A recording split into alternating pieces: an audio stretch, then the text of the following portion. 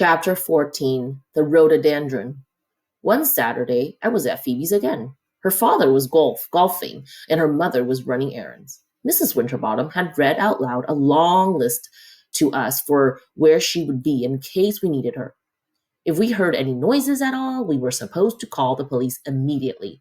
After you call the police, Mrs. Winterbottom said, call Mrs. Cadaver. I think she's home today. I'm sure she would come right over. Oh, sure, Phoebe whispered to me. That's about the last person I would call. Phoebe imagined that every noise was the lunatic sneaking in or the message leaver creeping up to drop off another anonymous note. She was so jumpy that I began to feel uneasy too. After her mother left, Phoebe said, Mrs. Cadaver works odd hours, doesn't she? Sometimes she works every night for a week, straggling home when most people are waking up. But sometimes she works during the day. She's a nurse, so I guess she works different shifts, I said. That day, Mrs. Cadaver was home, puttering around her garden.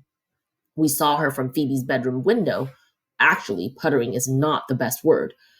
What she was doing was more like slogging and slashing. Mrs. Cadaver hacked branches of trees and hauled these to the back of her lot, where she slumped them into a pile of branches that she had hacked off last week. I told you she was strong as an ox, Phoebe said. Next, Mrs. Cadaver slashed and sliced at a pitiful rose bush that had been trying to creep up the side of her house. Then she sheared off the top of the hedge that bordered Phoebe's yard. She moved on to a rhododendron bush, which she was poking and prodding when a car pulled into her driveway. A tall man with bushy black hair leaped out, and seeing her, he practically skipped back to where she was. They hugged each other. Oh no, Phoebe said. The man with the bushy black hair was Mr. Berkway, our English teacher. Mrs. Cadaver pointed to the rhododendron bush and then at the axe. But Mr. Berkway shook his head. He disappeared into the garage and returned with 2 shovels. Then he and Mrs. Cadaver gouged and prodded and tunneled around in the dirt until the poor old rhododendron flopped onto its side. They lugged the bush to the opposite side of the yard where there was a mound of dirt, and they replanted the bush. Maybe there's something hidden under the bush, Phoebe said. Like what? Like Mr. Cadaver, as I told you before. Maybe Mr. Berkway helped her chop up her husband and bury him, and maybe they were getting worried and decided to disguise the spot with a rhododendron bush. I must have looked skeptical, Phoebe said. Sal, you can never tell. And Sal, I don't think you or your father should go over there anymore. I certainly agree with her on that one. Dad and I had been there two nights earlier, and I had hardly been able to sit still. I started noticing all these frightening things in Margaret's house. Creepy masks, old swords, books with titles like The Murder in the Rue and The Skull and The Hatchet. Margaret concerned me in the kitchen and said, So what has your father told you about me? Nothing, I said. Oh, she seemed disappointed.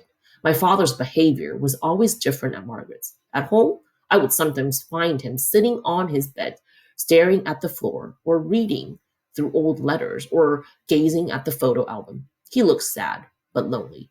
But at Margaret's, he would smile and sometimes even laugh, and once she touched his hand, and he let her hand rest there on top of his. I didn't like that.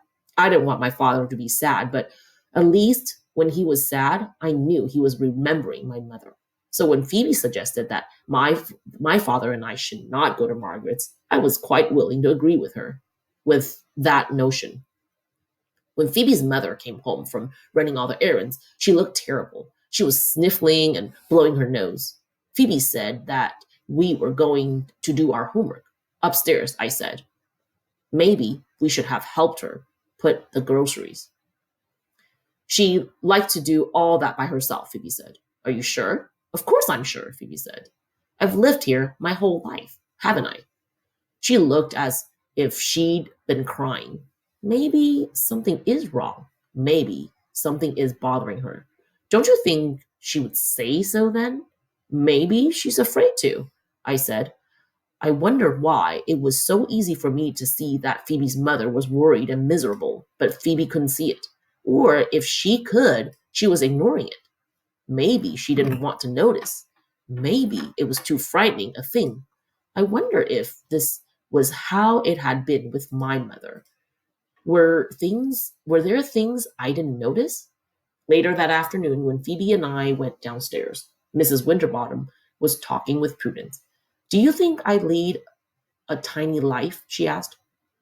How do you mean? Prudence said, and she filed her nails. Do we have any nail polish remover? Phoebe's mother retrieved a bottle of nail polish remover from the bathroom. Oh, Prudence said, before I forget, do you think you could sew up the hem on my brown skirt so I could wear it tomorrow? Oh, please.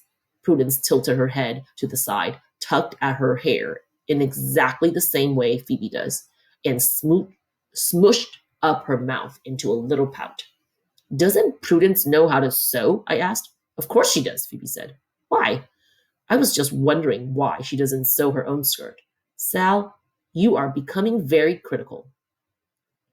Before I left Phoebe's that day, Mrs. Winterbottom handed Prudence her brown skirt with the newly sewn hem, and all the way home I wondered about Mrs. Winterbottom and what she meant about living a tiny life.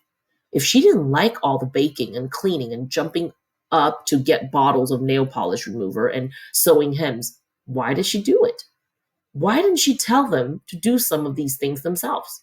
Maybe she was afraid there would be nothing left for her to do.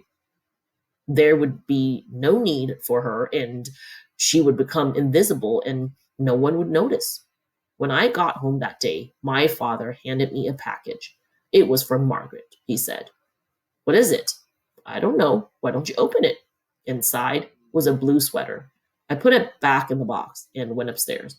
My father followed me. Sal, do you like it? I don't want it, I said. She was just she likes you. I don't care if she likes me or not, I said. My father stood there looking around the room. I want to tell you something about Margaret, he said. Well, I don't want to hear it. I was feeling so completely ordinary. When my father left the room, I could still hear my own voice saying, I don't want to hear it. I sounded exactly like Phoebe.